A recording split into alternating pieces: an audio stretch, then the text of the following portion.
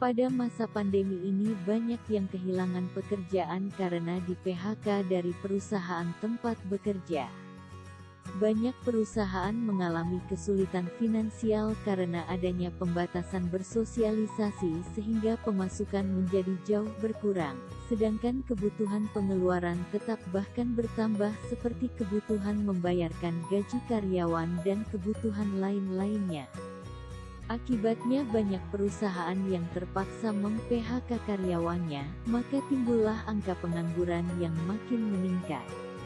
Banyak masyarakat korban PHK akhirnya melirik untuk berinvestasi. Apakah investasi itu? Investasi adalah cara untuk menyiapkan diri untuk kehidupan di masa mendatang, mengatasi inflasi dan mengalahkannya, sehingga di kehidupan mendatang kita bisa mencapai kebebasan finansial terutama saat kita sudah tidak bekerja lagi. Tipe investasi ada beberapa macam. Yang pertama investasi jangka pendek, investasi jangka menengah dan investasi jangka panjang. Investasi jangka pendek biasanya kita gunakan untuk kebutuhan dana darurat sebesar maksimal 6 bulan sebesar 6-12 kali pengeluaran per bulan.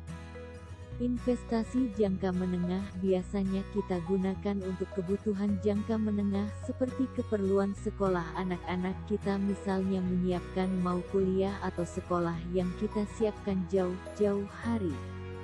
Investasi jangka panjang biasanya kita menyiapkan untuk kebutuhan jangka panjang seperti mempersiapkan dana pensiun saat kita tidak bekerja lagi, tetap mampu memenuhi kebutuhan kita sehari-hari. Besarannya kita menghitung sebesar 25 kali pengeluaran per bulan yang kita tempatkan di salah satu instrumen investasi dengan return lebih besar dari 5% per tahun. Investasi jangka pendek penempatannya kita lakukan pada RDPU, reksadana pasar uang, yang memiliki low return low risk di atas bunga deposita dan bunga tabungan.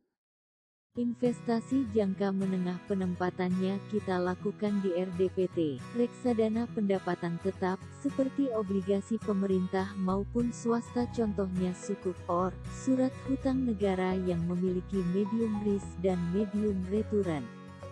Investasi jangka panjang penempatannya kita lakukan di RDI, reksadana indeks, dan RDS, reksadana saham, serta saham ataupun cryptocurrency yang memiliki high risk dan high return.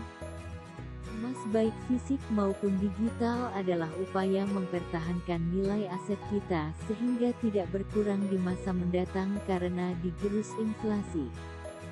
Sedangkan properti juga termasuk instrumen investasi yang sifatnya non-liquid, sulit untuk dicairkan sewaktu-waktu, namun memberikan gain capital dan gain return apabila propertinya disewakan sehingga menghasilkan return tambahan buat kita.